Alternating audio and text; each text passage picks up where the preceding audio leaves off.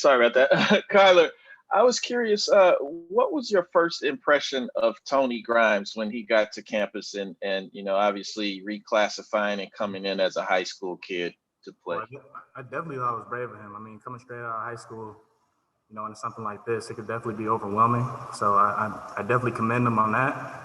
And then the progression he made just from last year to this year is really impressive. So, I mean, I commend him on it. And he's a special kid. So I think you'll definitely see a lot of that this season. What kind of progress do you feel like he's made?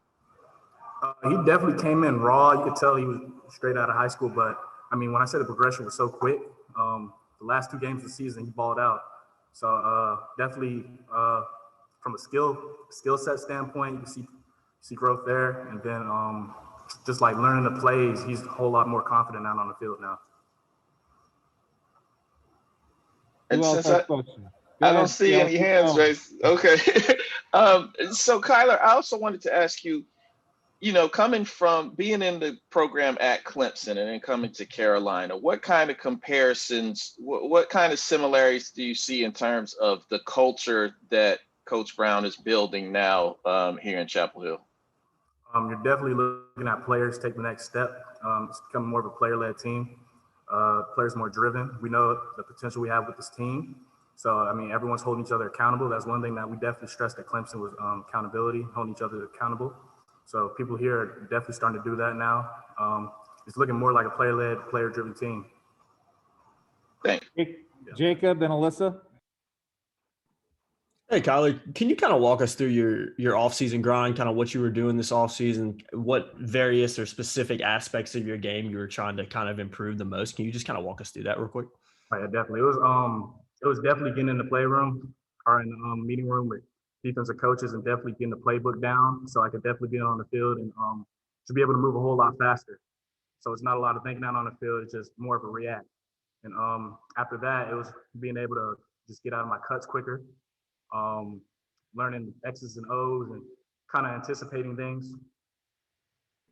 Alyssa, then Ross. Yeah, how's this defense matured as a whole over the past year, and what can you say about the depth of that group?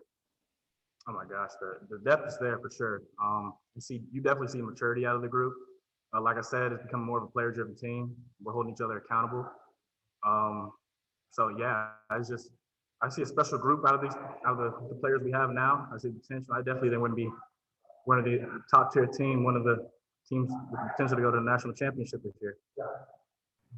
Ross. Hey, Kyler. You have a pretty stacked cornerbacks room now. How do you kind of see that depth chart playing out, especially with you, Tony, and Storm kind of competing for rotation? How do you kind of see that breaking down just in the spring? Yeah, it's a good thing for sure. I mean, we're all competing. We're making each other better day in and day out. And it's always good to have a good rotation because, I mean, cornerbacks, we're running up and down the field constantly. So be able to exchange each other out and not have any kind of fall off, it's always a good thing. Is it just y'all three rotating in with the first team, or how's that looking? We're not sure yet. Everyone's at a flat line right now. Going into the season. And any wide receivers that are standing out? Is there a couple names we may not know about that you think are making some plays so far in the wide receiver room?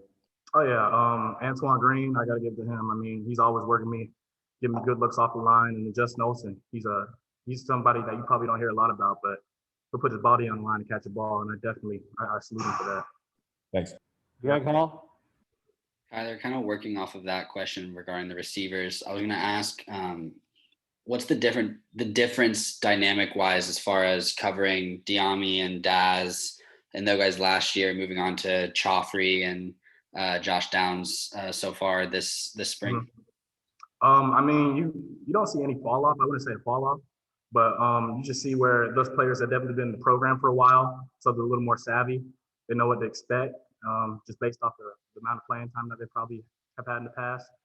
And like I said, you see the progression every day. So I don't see much of a fall off in terms of that, but yeah. And then JJ Jones looked like he had a nice catch there in one of the team drills today. What have you seen kind of him, an early enrollee, coming in and getting used to the swing of things? I mean, like I said before, you see the potential with these players. We brought in a great class of kids, definitely in a receiving core, and I'm excited to see what they do. Macy? Hey, so this is a very general question, but it just seemed like at practice there was a lot of energy today. So what are you seeing from this team in terms of excitement?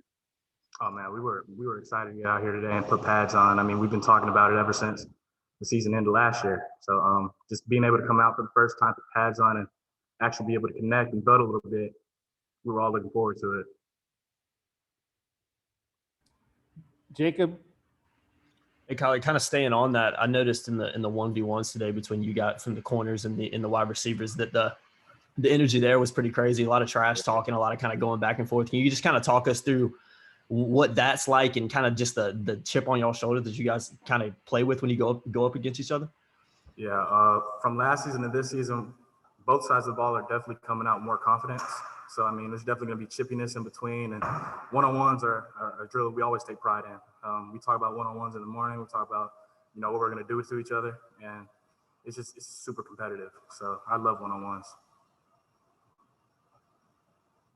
All right, Kyler, thank you very much. Appreciate your time. Thank you, guys.